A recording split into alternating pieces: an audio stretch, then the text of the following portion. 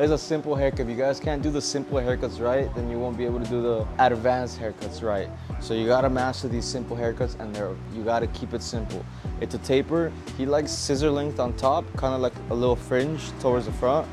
Line up, taper on the sides, taper in the back, simple as that. We're gonna try to keep this as dark as possible, so we don't want to put anything less than a 2 here. And even sometimes a 2 is a little too much. Because his hair right here is long, we want to keep this side short. Because if we keep this, we want to keep this side long as well, dark, right? If you had like a 2, 3, 4, then we could do like a 2 or 3 on the sides. If he has like a 6, 7, maybe we could do like a 2.5, 3. Anything more than like 7 or 8, which is scissors length, which is what he has now, we're gonna try to keep it like a 3. Why do we want that? Well, we don't want him looking like he has a military haircut. He doesn't want a military haircut. Are you in the military?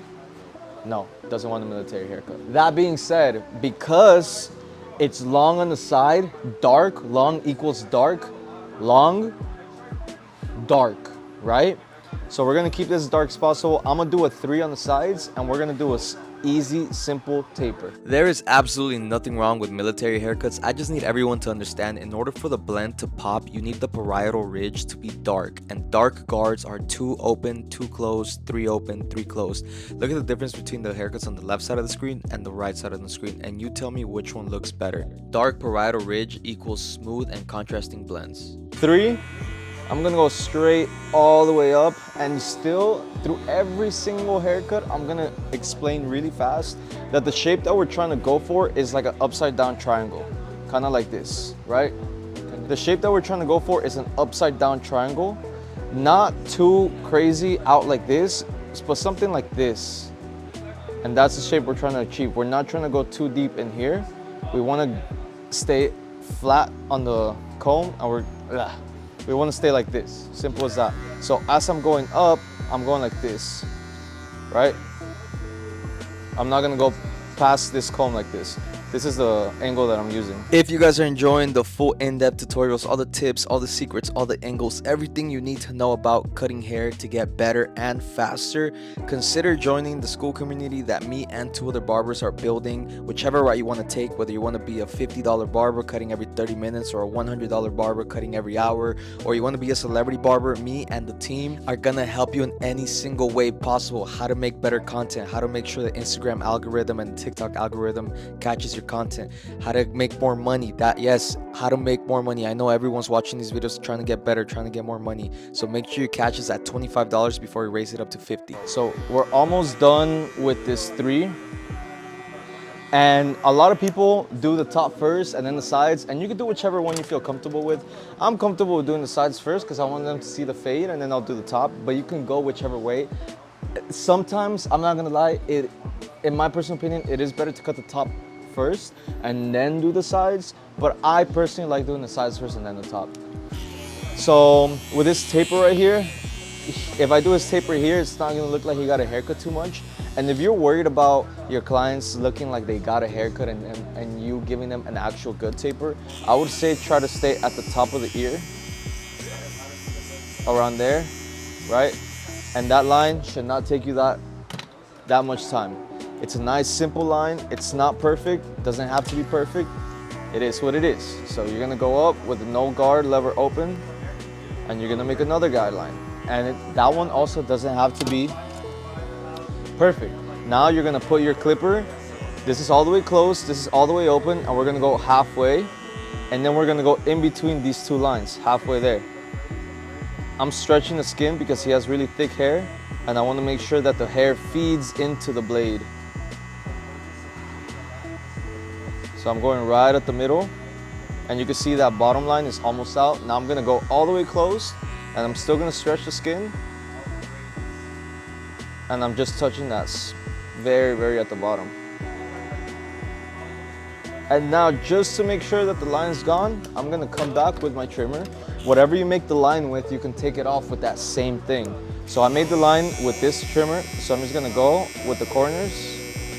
I'm just gonna touch it. That's And this is what happens when you don't charge your mic, but not to worry, here comes a voiceover. So we're gonna keep the haircut going with the 2 guard lever open right under the ridge area or at the ridge area. You don't wanna go too high up. You're keeping the same shape as your 0 line and your half line, going right up to that ridge area and flicking out. Keep brushing it, just make sure all the debris, all the extra hairs are off the canvas. Right here, I'm pointing to that line. I want to keep that same shape throughout each guard, right? So with the 2 guard, you see me doing like a nice little rainbow shape, and I'm going behind the ear. I'm going on the right side, which is where the lineup area is, and that's what I mean by always not neglecting those sides. A lot of people forget that the fade keeps on going, so I'm not neglecting the lineup and I'm not neglecting behind the ear. When I say neglect, that's what I mean. Sometimes people are just too focused on blending that line out right on top of the ear that people forget, oh shit, I have to actually blend behind the ear and close to the lineup as well. So with the 1.5 guard lever open, we're going right underneath that the 2 guard lever open, and I'm going to the bottom of the lineup, and I know I'm not gonna go any higher than the bottom of the lineup. I'm gonna go straight at the bottom of the lineup, and I'm gonna flick there, and then I'm also gonna go right behind the ear and I'm gonna flick out. Continuing with the 1.5 guard, I'm just making sure all the hairs are even, all the hairs are cut properly. I'm going over the same spot just so I don't really have to come back and detail too much. I don't want to come back with the 1.5 guard. I don't really want to come back with the 1 guard. Right here with the 1 guard lever open, I'm highlighting where I put my 1.5 guard, so I'm not going any higher than that. You're not gonna see my blade or my clipper go any higher than the bottom of the lineup. Why? Because my 1.5 guard was there. So my 1 guard is gonna go right underneath that, and I'm gonna keep a flicking motion to make sure that I don't have to come back and detail too much. It's very important to keep a flicking motion because that will basically save you time when it comes down to detailing. It doesn't mean you don't have to detail. That's not what it means at all. It just means when you come back to detail, it's just going to be a little less detailing, which will increase your speed as well. So same thing with this. I'm not neglecting the C cup area, and I'm not neglecting the back of the ear. Now slapping on the 0.5 guard, that's the last line we have, and you see me using the corner of my clipper, and the corner doesn't mean the last tooth or the last 2 teeth. It literally means like the last 4, 5, 6, 7, 8 teeth. Now I'm opening or closing the clipper halfway, so that's open, that's halfway open, and I'm getting that line, and you can already see it's already smoothing perfectly. It's already perfect, and you just have to keep a nice smoothing flicking motion, and everything's gonna blend out pretty smooth. For the lineup, you don't really want to do too much. You don't want to do anything crazy. I know it looks like the lineup is a little pushed back. It's not. I have to push it there a little tiny bit. You see me going barely touching it, and it's just to make sure that it's nice and straight. I'm lining it up to the end of the eyelid or to the end of the eyebrow, and that's how I make sure that all my lineups are straight and symmetrical on both sides. I use the same on every single haircut. I always line it towards the end of the eyelid or the end of the eyebrow. And with the C cup, just nice touch, nothing crazy, and that's it. That's a smooth taper. The steps are simple. Next time you go do your own taper or your own fade or anything, just keep in mind it's a simple process. We're just cutting hair. Keep it nice, keep it simple, keep it fun. The more fun you have, the better your haircuts will be, the better time you're gonna have. This is your career now. This is how you make money. This is how you put food on the table, keep a roof over your head, all that good stuff.